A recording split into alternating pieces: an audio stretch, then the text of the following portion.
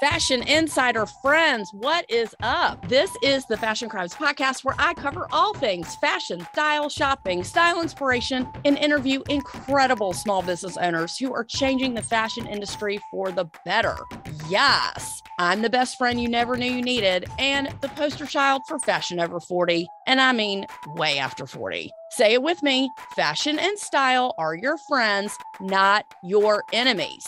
I'm Holly Cates, your favorite personal stylist, and let's keep it real, the only Holly you need to know. Turn it up, because I got a lot to say, and I am super stoked you're here. Howdy, partners and besties. How's it going, and what's the haps? It's me, the best friend in fashion you never knew you needed here, and the only Holly you need to know, coming at you for a part 2 of Menopause and Style. Is this a thing? I got such great feedback and additional questions that I wanted to discuss with you on air because I just feel like we're not done. We're not. We're just starting this topic, and we can keep addressing your questions and issues because this is important.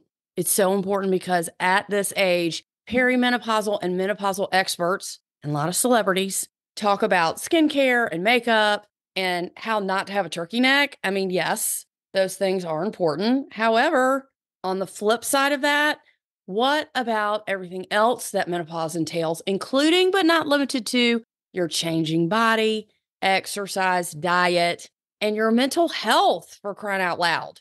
We're going straight into all those pain points very soon. But first, I need to know, did y'all listen to last week's episode? Tell the truth. If you did not, you got a lot of catching up to do. It was all about my top kaftan and kimono picks influenced by my summer camp reunion that I attended last weekend. And yes, you heard that right. I know it's a little wackadoo, but we all still love each other. And it's all everyone else's fault because they lure me into hanging out with them so we can pretend like we're 17 again. I mean, how could I say no to that invite? Clearly I did not.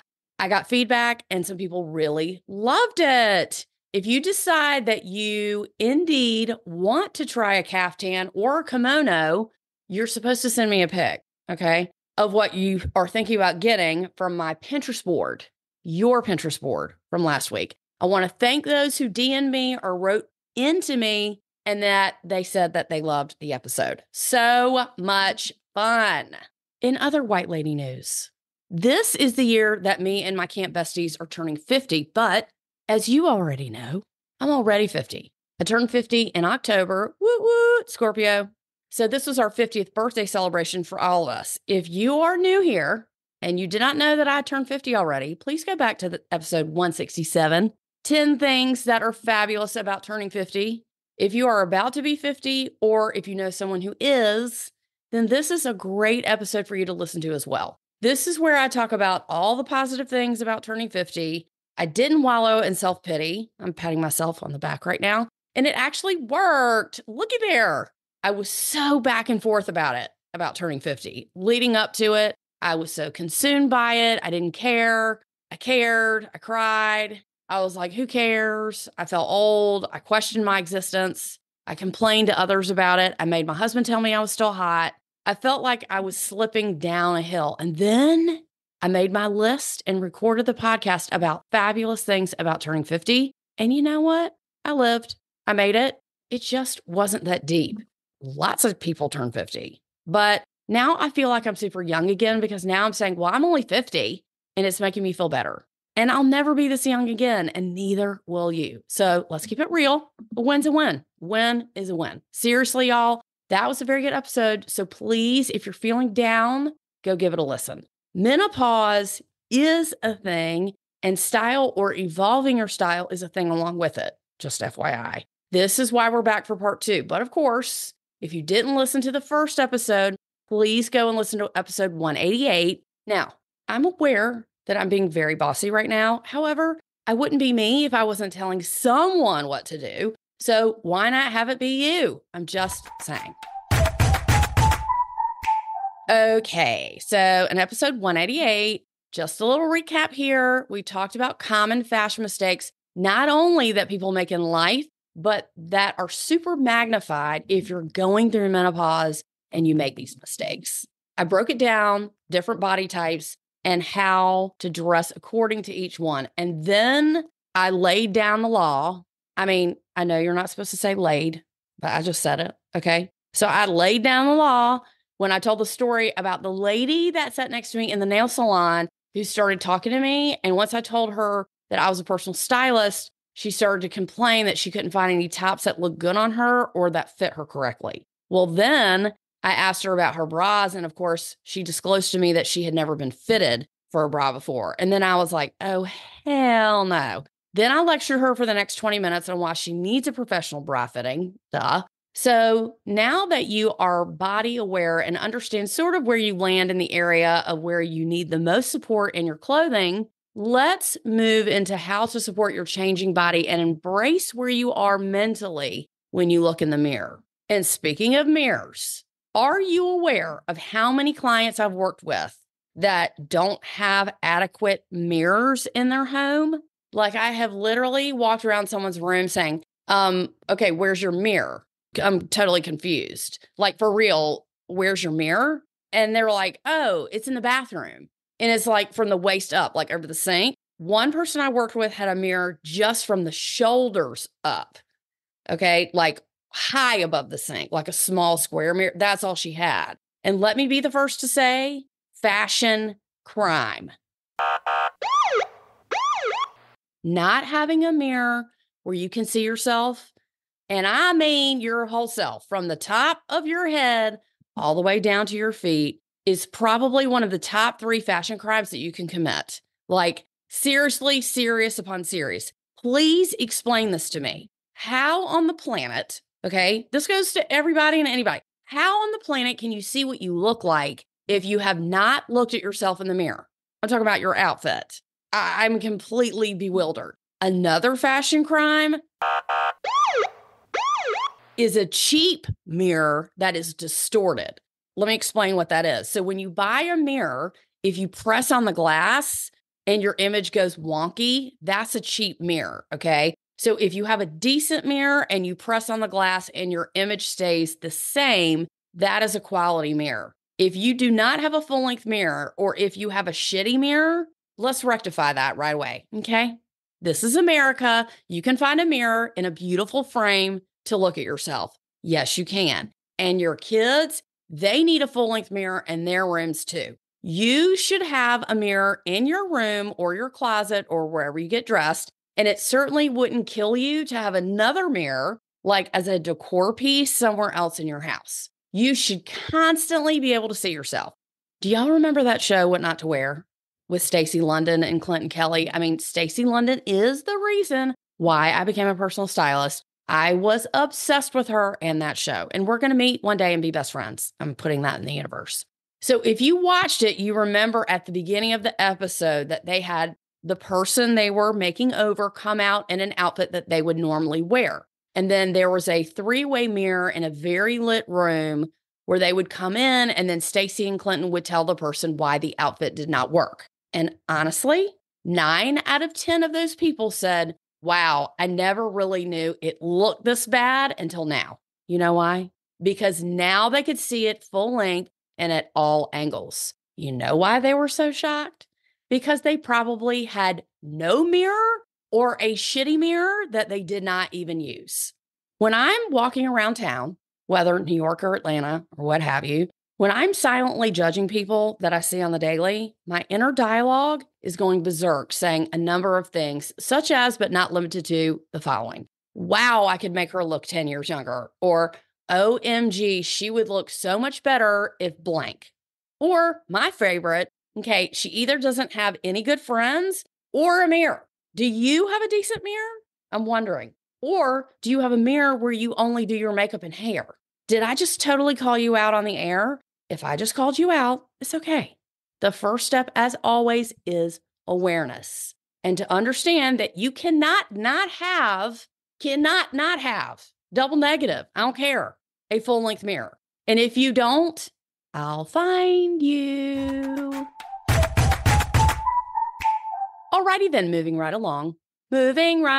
I'd like to give a special shout out to Jordan this week, And thank you, Jordan, for writing in and asking this. Now, of course, part 1 of the Menopause and Style episode, I spoke about gaining weight and identifying your body type. However, Jordan emailed me and she said, and I'm paraphrasing here, I used to have great style. I turned 50. I don't know who I am style-wise anymore. In your podcast, my body type is not discussed. I'm an ectomorph, and sometimes I think I look too thin.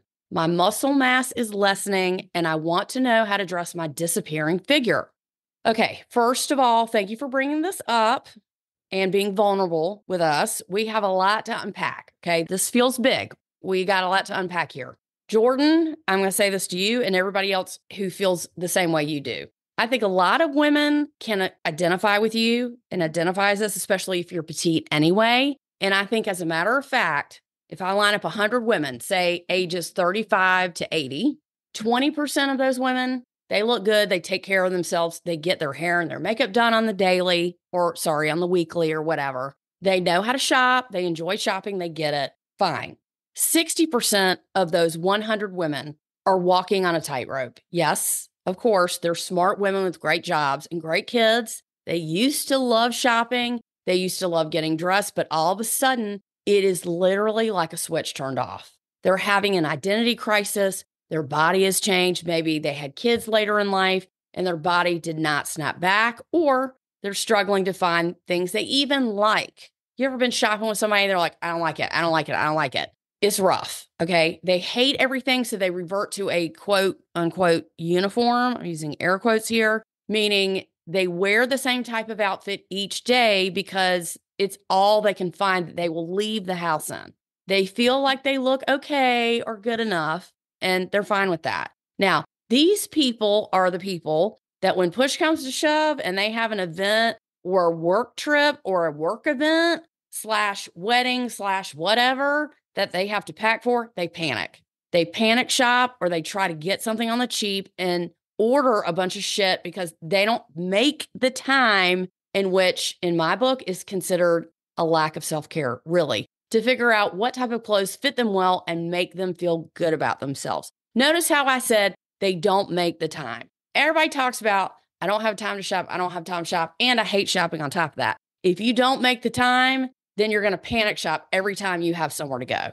Most women actually do fall into this category. And as a matter of fact, it's one of the biggest problems, I think, style-wise, that most people face. When I light the fire under them, I pull the fabulous right back out of them and dust it off. Because believe me, it's in there. It's just buried deep, and I got to dust it off and show them that they still have it. They just have to remember how they used to feel, and I get them back on track. I'm telling you, this is why I'm like a therapist. When I work with people, it's never about the clothes. It is, but it's not. It's about digging deeper to find out what the real issues are. And in Jordan's case, let's just use her as an example. If you don't know who you are style-wise anymore, we need to get you back on track. And that means you have to just start from number 1, assessing your body type, getting fitted for the right bra, and finding clothes that make you feel like you have a sense of style instead of just going through the motions every day to get you through the day.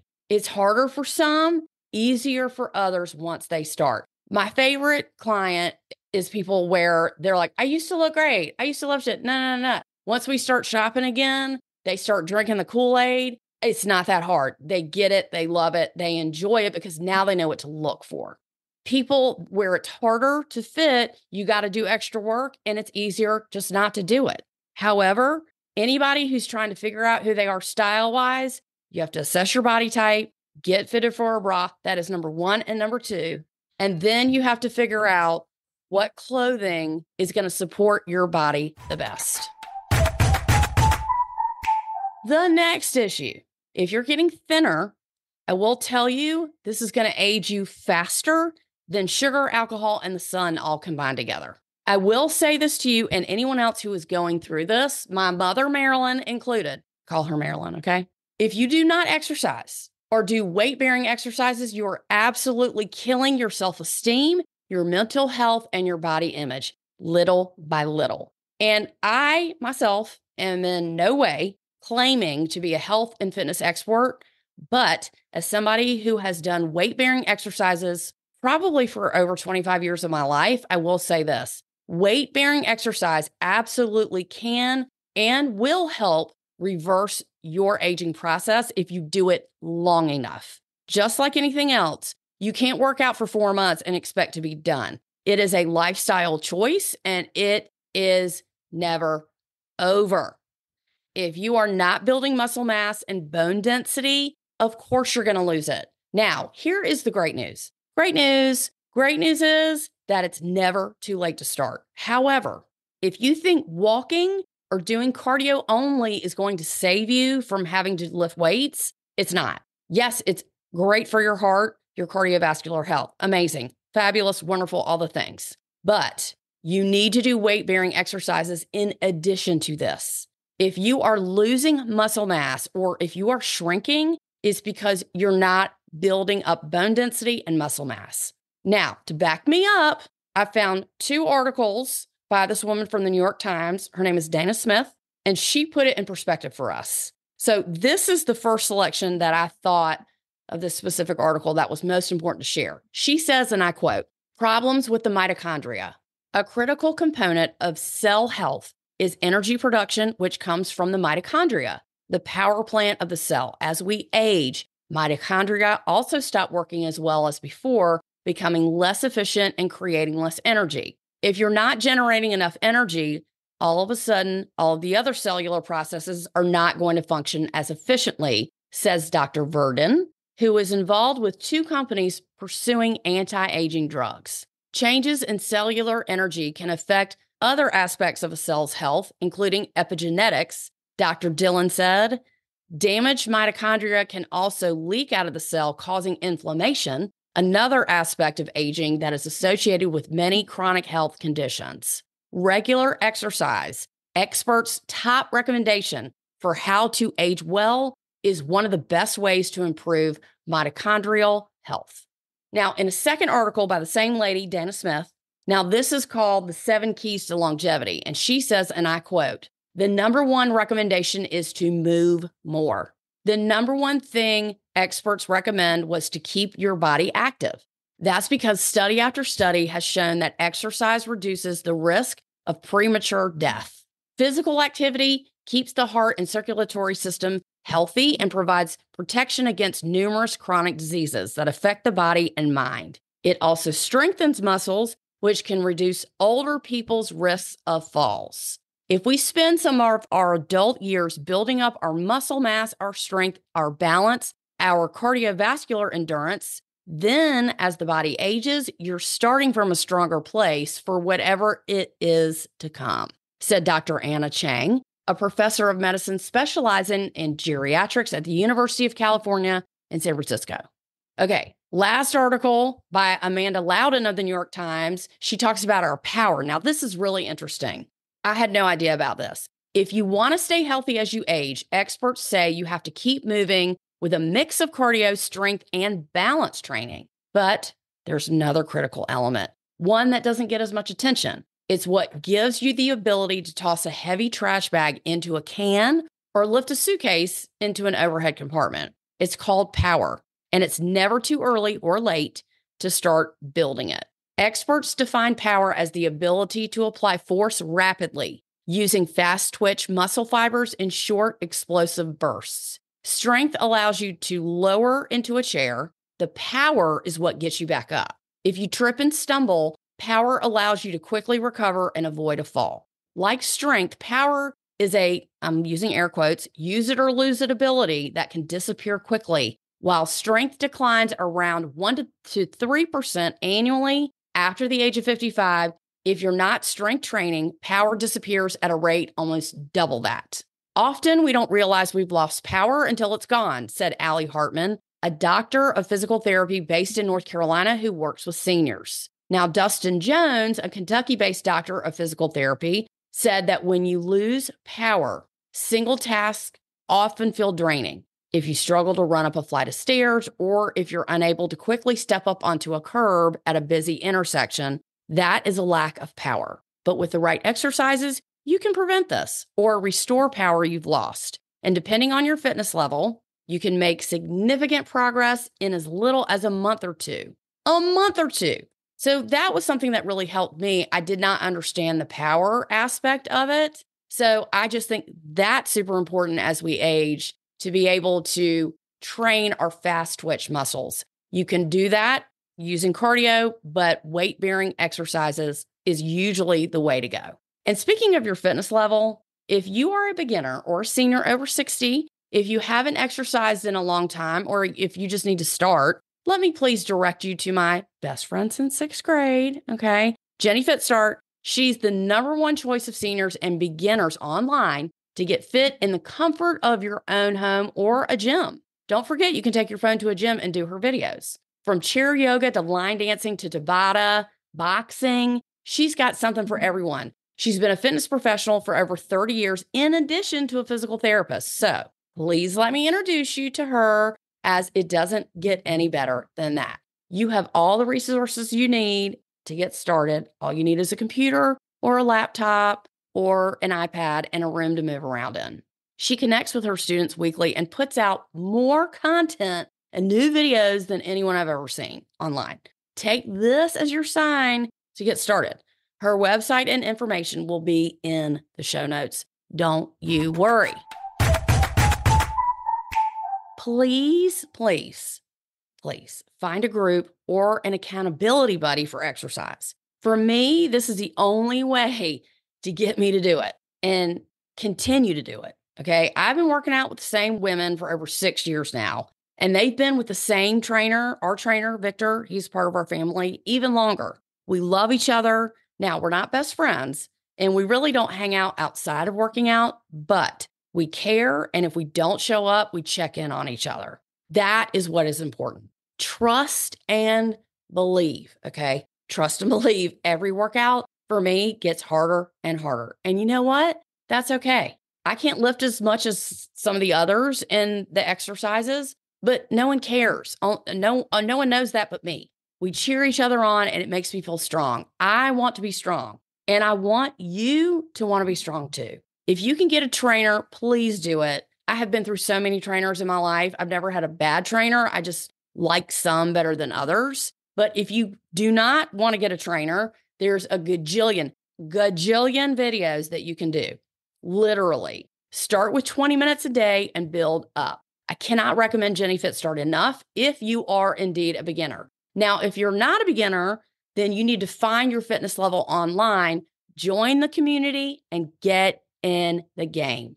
Speaking of that, I'm about to start playing pickleball. Okay, do y'all think for 1 second that I am confident about starting to play pickleball? No. Do you think that I like extraneous balls flying at my face? No.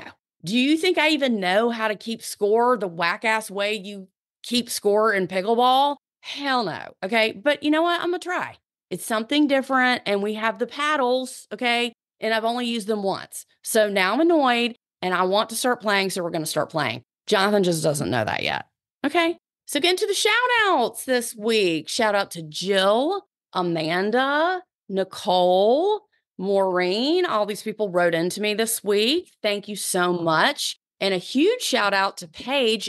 Snaps for Paige, okay?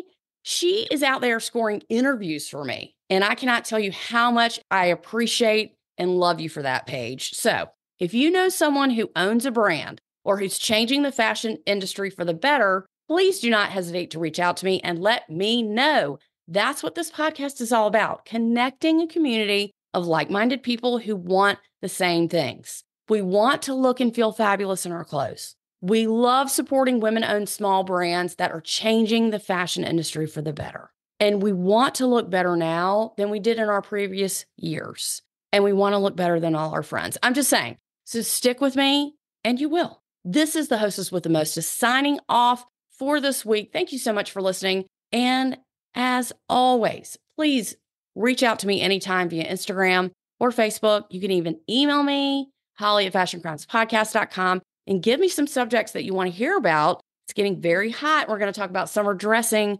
very soon. So y'all get ready for that. Have a fabulous, fashionable week. Love you so much. Please leave me a review if you haven't already. And if you know someone who needs my book, Stop Making These Fashion Mistakes. It is still #1 on Amazon under style and fashion. Still can't believe that. That is amazeballs. Yay. Fabulous. Amazing. Hope you buy the book and send me a picture of you holding the book, and then you're going to get a shout out. So there you go. Y'all have a great week. Talk to you later. Bye.